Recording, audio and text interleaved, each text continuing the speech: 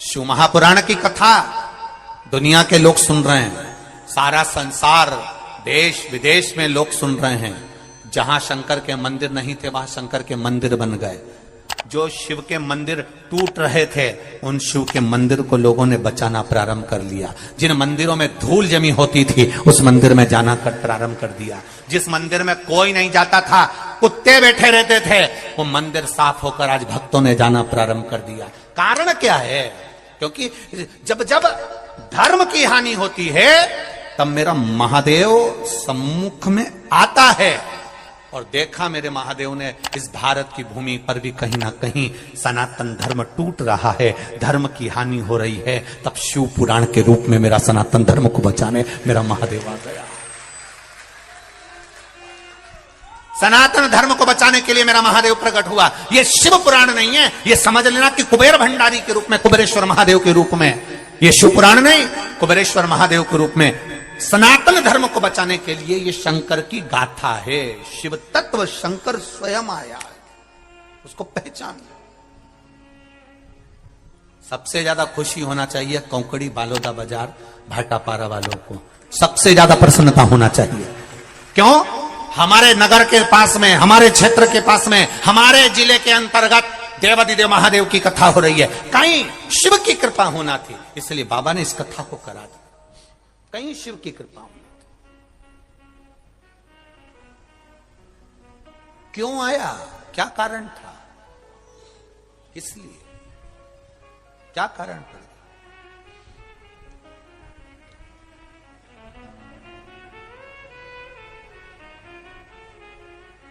साहब,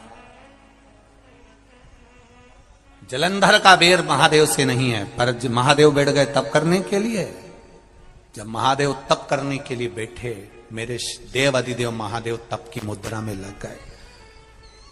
नंदी को मालूम पड़ा कि मेरे भोलेनाथ आज काशी से घूम कर आए हैं, शरीर बहुत, मेरे देव अधिदेव महादेव काशी से आए हैं तो जरूर अब दूर से आवे तो थक जावे, कैलाश आए हैं।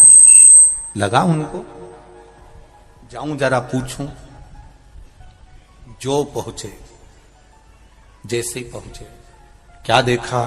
नंदी ने, पार्वती मैया तो अंदर थी, मेरे देवादिदेव महादेव तप की मुद्रा में बैठे हुए थे। उनके शरीर से ओमनाद हो रहा था, शरीर से ओमनाद।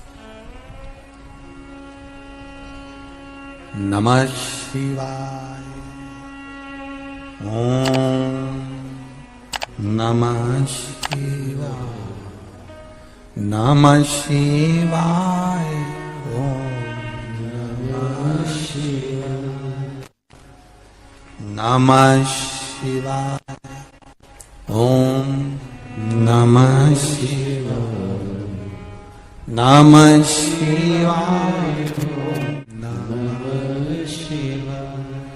पहले भी कथा में कहा, नारी नमः शिवाय से चालू करती है। वो सुना है कि नहीं सुना? सुना है सबने। और पुरुष ओम नमः शिवाय से चालू करता है, दोनों में अंतर है। नारी क्या बोलती है?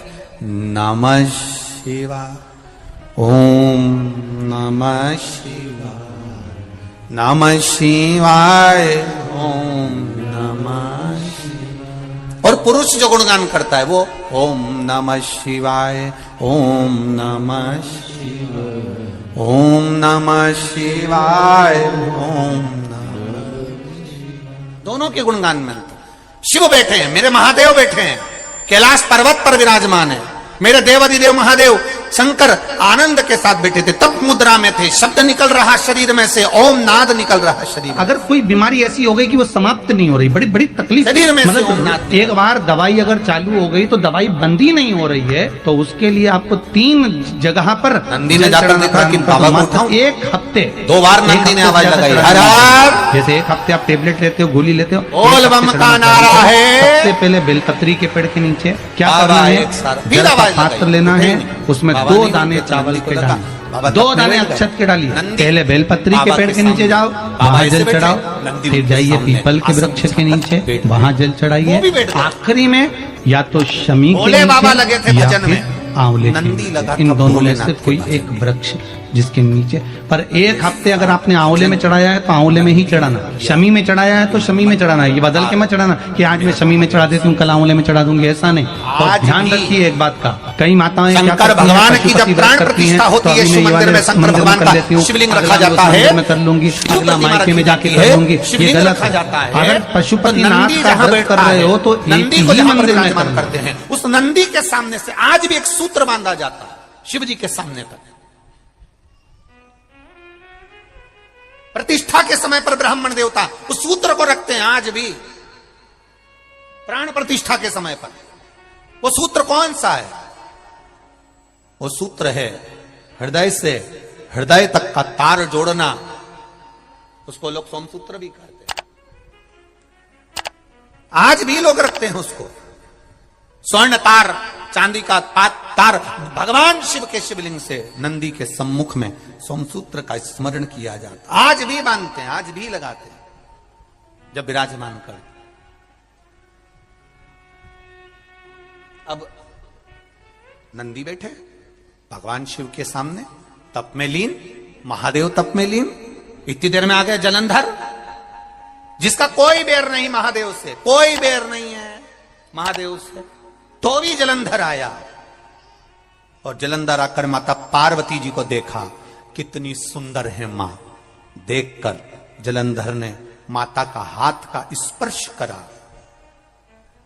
उस समय पर मां शिव का स्मरण कर रही थी, भगवान शंकर का स्मरण कर रही थी मां। कोई बैर नहीं है जलंधर से। और एक बात याद रखिए, जितने लोग आस्था चैनल पर कथा सुन रहे हैं, जितने फेसबुक यूट्यूब पर सुन रहे हैं, और जितने इस कौकड़ी गांव के अंतर्गत छत्तीसगढ़ में कथा सुन रहे हैं, मेरे धान के कटोरे में बैठकर आप लोग कथा का रसतत्व ग्रहण कर रहे हैं, एक बात का स्मरण जरूर रखिएगा, कोई कोई आपकी जिंदगी में ऐसा मिलेगा जिसका आपने कुछ नहीं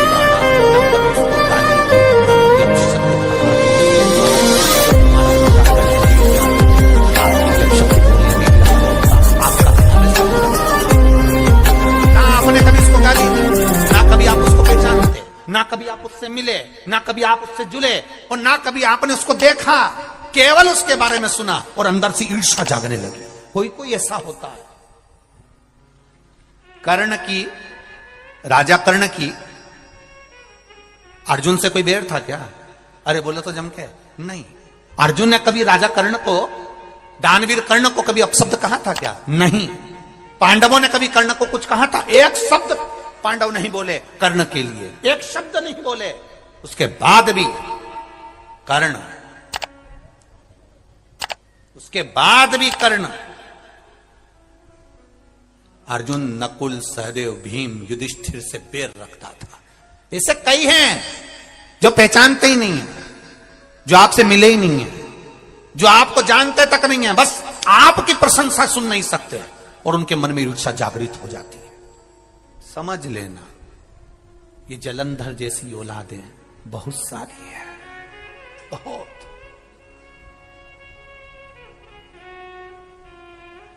कितना बड़ा संवाद है शिव महापुराण का, कभी ध्यान से सुनिएगा।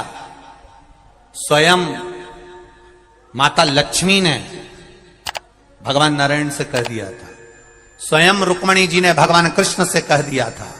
रुक्मणी जी भगवान कृष्ण से कह दिए एक बार, ठाकुर मेरे लाडले मेरे कृष्ण, आपसे एक बात कहना चाहती हूं।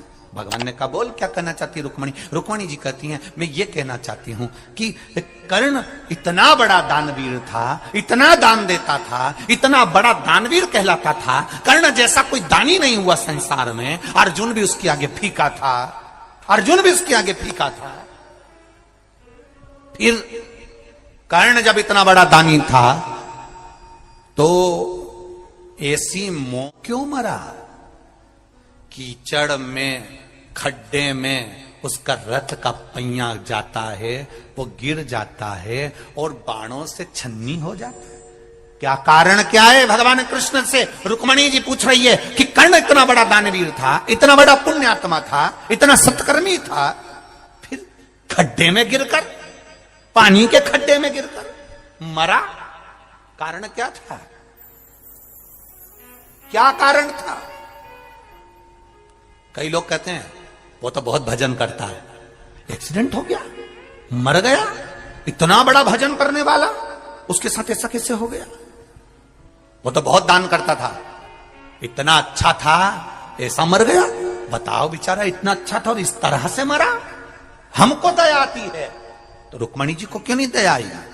माता रुक्मणी के हृदय में यह बात पहुंच गई और रुक्मणी जी ने भगवान द्वारकाधीश से पूछा, आज हस्तिनापुर जाने से पहले आपको बताना पड़ेगा कि राजा कर्ण ने ऐसा कौन सा कारण कर दिया था जो राजा कर्ण इस तरह से मरा है। वो तो दानवीर था, पुण्यात्मा था, इतना दान देता था, इतना सत्कर्म करता था, फिर ऐसा क्यों मरा है? भगवान द्वारकाधीश ने कहा, रुक्मणी तुम नहीं जान सकती, तुम्हें क्या बताऊं? नहीं, रुक्मणी जी बोली तुम्हें बताना पड़ेगा। तब भगवान कृष्ण ने कहा, रुक्मणी एक कारण सुन।